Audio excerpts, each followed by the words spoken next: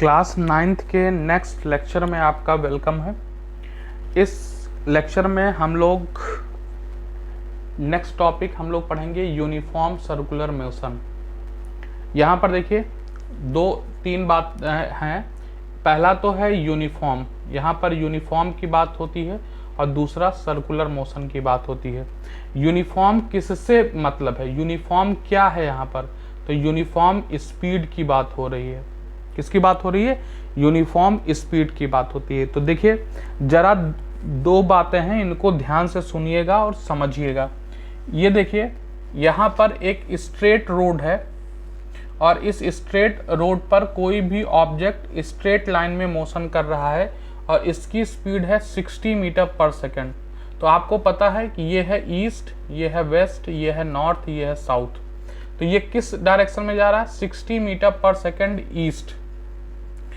अब दूसरा एग्जांपल देखिए, ये एक कोई सर्कुलर ट्रैक है और इस सर्कुलर ट्रैक पर कोई भी ऑब्जेक्ट यहां से मूव कर रहा है। देखिए ये इधर की ओर जा रहा है, ये इधर की ओर जा रहा है, ये इधर की ओर जा रहा है और ये इधर की ओर जा रहा है।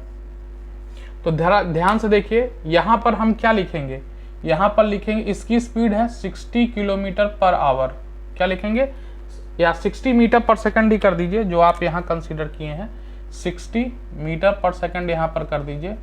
यहाँ पर भी आप कर दीजिए 60 मीटर पर सेकंड, यहाँ भी कर दीजिए आप 60 मीटर पर सेकंड और यहाँ पर भी कर दीजिए 60 मीटर पर सेकंड। लेकिन ध्यान दीजिए यहाँ 60 मीटर पर सेकंड क्या होगा, नॉर्थ। यहाँ पर 60 मीटर पर सेकंड क्या होगा बताइए, वेस्ट। यहाँ पर 60 मीटर पर सेकंड क्या होगा, साउथ। और यहाँ पर 60 मीटर पर सेकंड क्या होगा, ईस्ट।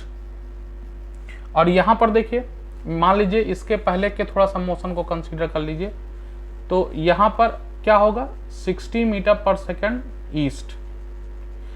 आप यहाँ पर क्या है, उसका मोशन यूनिफॉर्म है, मतलब मोशन यूनिफॉर्म है, मतलब वो अपनी स्पीड चेंज नहीं कर रहा है, वो अपनी स्पीड चेंज नहीं कर रहा है। जरा ध्यान से समझिएगा इस बात को।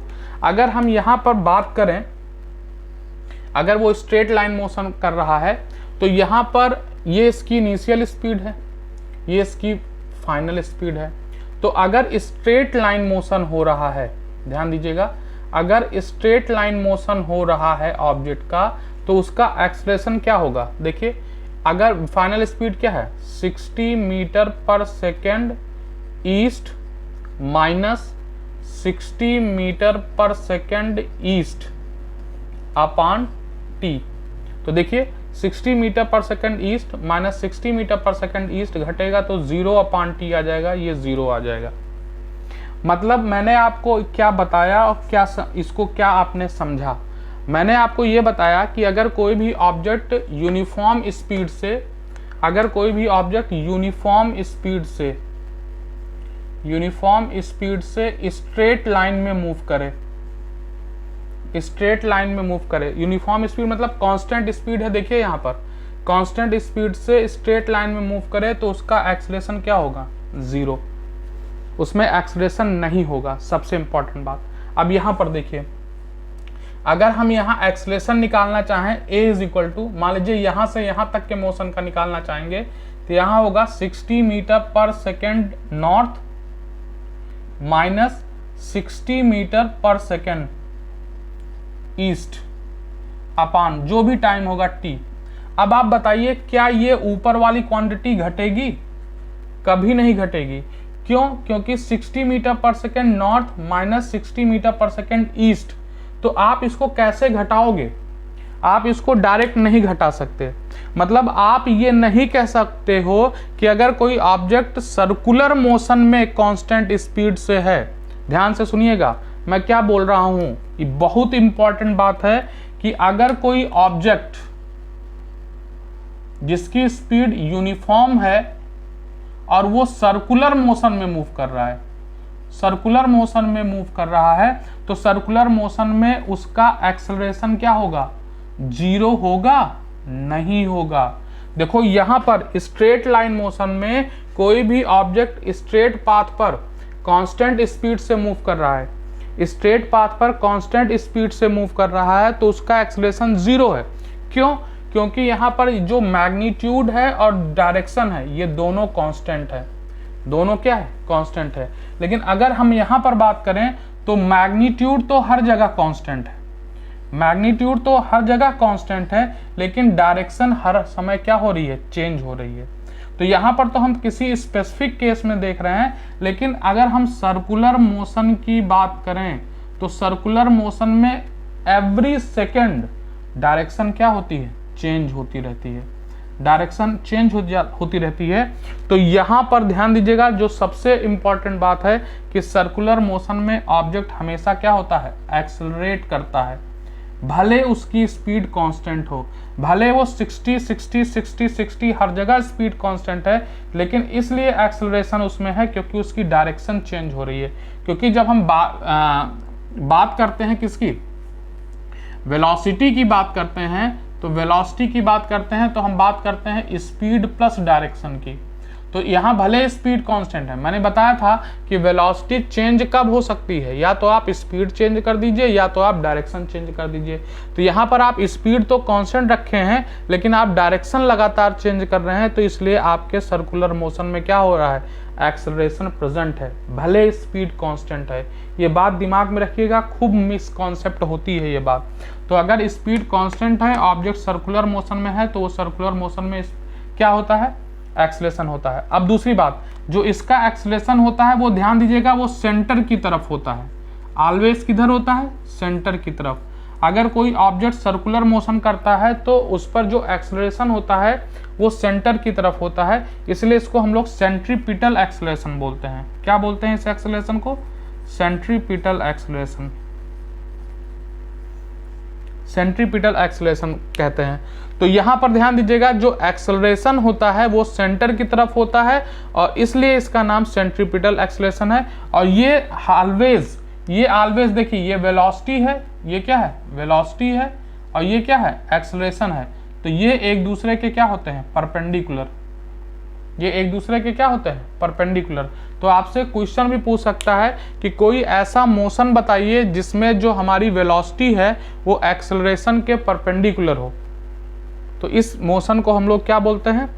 इस मोशन को क्या हम बोलते हैं? हम लोग circular motion, uniform circular motion. और एक बात अपने आप ध्यान ले लीजिए, अगर किसी भी केस में हमारे वेलोसिटी और एक्सेलरेशन एक दूसरे के परपेंडिकुलर हैं तो वहां पर ऑलवेज सर्कुलर मोशन होगा। अब अगली बात यहां पर ध्यान से देखिए,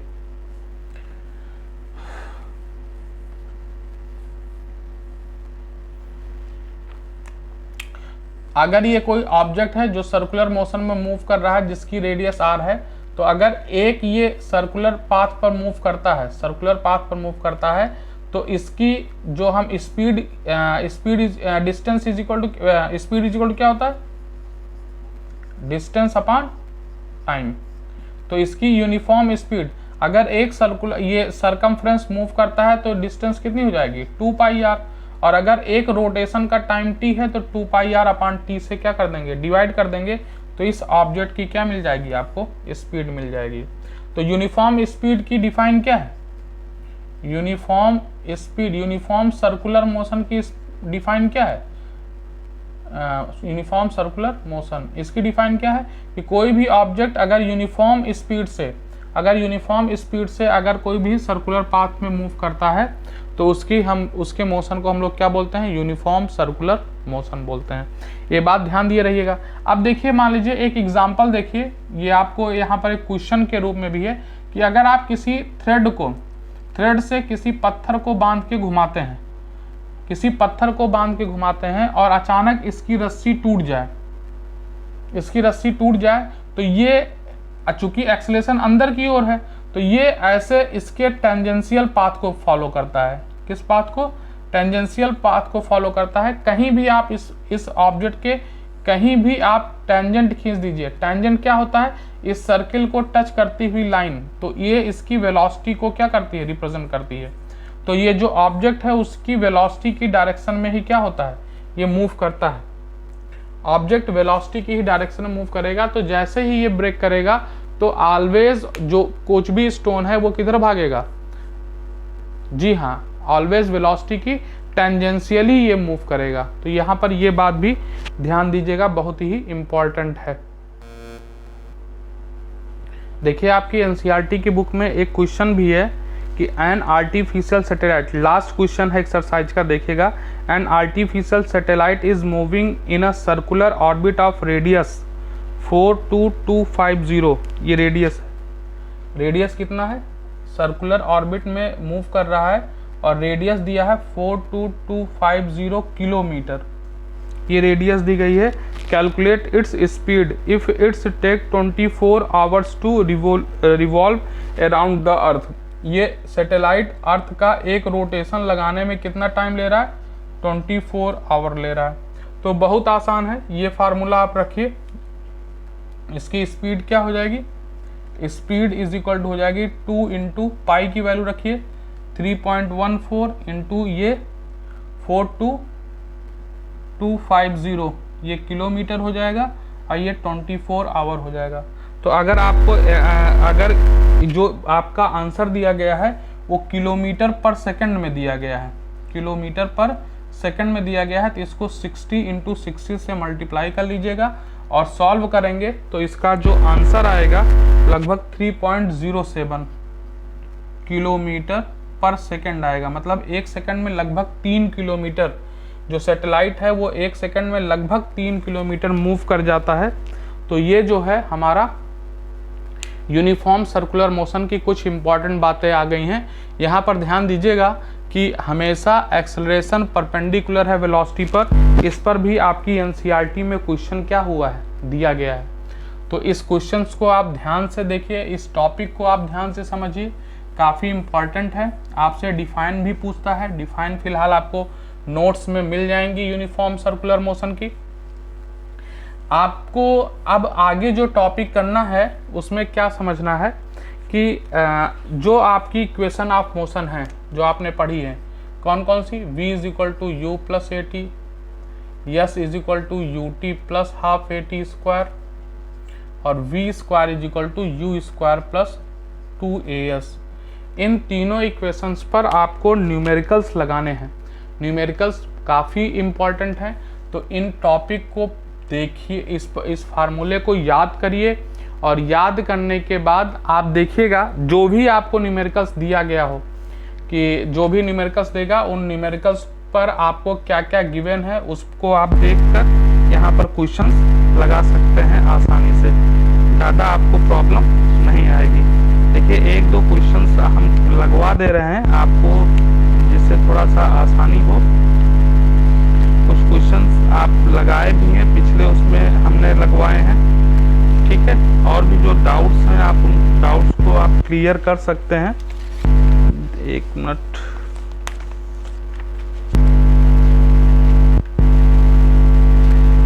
देखिए एक क्वेश्चन यहाँ पर हमारे पास दिया है।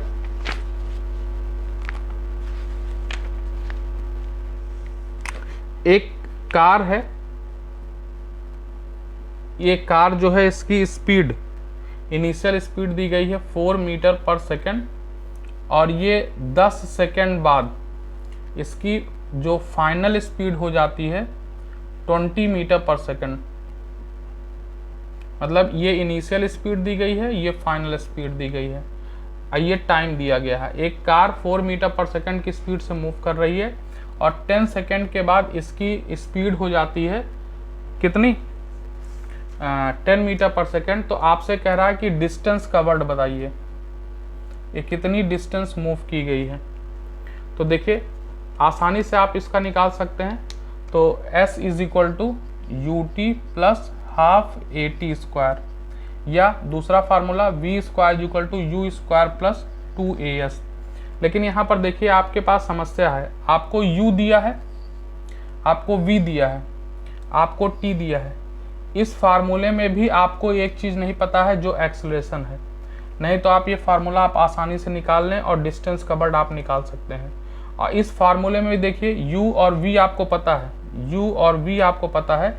यहाँ पर भी अगर आपको एक्सेलरेशन पता हो तो आप इस फार्मूले को लगा सकते हैं। तो देखिए यहाँ पर quantity a is equal to आप v minus u upon t, इस फार्मूले को यूज करके यहाँ पर एक्सेलरेशन निकाल सकते हैं।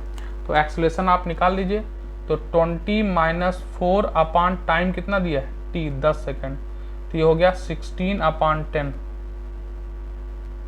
तो ये आ गया 8/5 मीटर पर सेकेंड स्क्वायर, ये एक्सेलरेशन आ गया। ठीक है, अब इसकी वैल्यू अगर एक्सेलरेशन निकाल लिया है तो अब आप चाहे ये फार्मूला यूज कर लीजिए चाहे ये फार्मूला यूज कर लीजिए। चलिए पहला यूज करते हैं, s is equal to u t plus half a t square. तो u दिया है 4, t दिया है 10 प्लस 1/2, a दिया है 8/5 और t दिया है 10 का स्क्वायर। तो कैलकुलेशन आपको करना है प्लस 1/2, इसको चाहे काट दीजिए, 2 4 जा 8, तो हो गया 4/5 इंटू 100 20, तो ये आ गया 40 प्लस 80 120 मीटर। ये डिस्टेंस कितनी चल गया 120 मीटर। तो ये एक क्वेश्चन है। क्वेश्चन की फिर से फ्रेमिंग देखिए कि एक ऑब्जेक्ट 4 मीटर पर सेकंड से मूव कर रहा था। After travelling 10 second it's velocity becomes 20 metre per second. Find the distance covered by the object. इस 10 सेकंड में ऑब्जेक्ट कितनी डिस्टेंस ट्रेवल किया। तो यहाँ पर प्रॉब्लम क्या थी डिस्टेंस निकालने में कि आपको एक्सेलरेशन नहीं पता था। डिस्टेंस या डिस्प्लेसमेंट निकालने में जनरली स्ट्रेट लाइन ही मोशन है आपके क्वेश्चन में। तो यहाँ से डिस्प्लेसमेंट या डिस्टेंस निकालने में प्रॉब्लम क्या थी कि आपको एक्सेलरेशन नहीं पता था। तो सबसे पहले आपने एक्सेलरेशन निकाला और एक्सेलरेशन निकाल के आप इस वैल्यू में पुट कर देंगे। आपको u और t, इनिशियल वेलोसिटी u है और टाइम t है, तो आप इस फार्मूले से आप जो है इस क्वेश्चन को लगा सकते हैं। तो ऑलमोस्ट आपका पहला चैप्टर निपट गया है, आपने लगा लिया है। एनसीईआरटी के कुछ क्वेश्चंस हैं जो डाउट्स क्लियर हो जाएंगे बाद में। आई होप कि आपको पहला चैप्टर समझ में आया होगा, आप वीडियोस को सही सही देख रहे होंगे। अब हमारा जो नेक्स्ट वीडियो होगा वो केमिस्ट्री फर्स्ट चैप्टर पर होगा। तो आप इन वीडियोस को देखिए, इन पर जो क्वेश्चंस हैं, जो डाउट्स हैं उनको लगाइए, जो न्यूमेरिकल्स हैं वो लगाइए। आप जितना ज़्यादा से ज़्यादा न्यूमेरिकल्स लगाएंगे उतना ही आपका कॉन्सेप्ट क्या होगा स्ट्रॉन्ग होगा।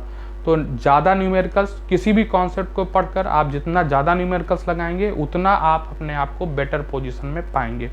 तो आज की क्लास इतना ही तक। ध्यान से क्लास को देखिए, लेक्चर्स को देखिए और पढ़ाई करिए। Thank you.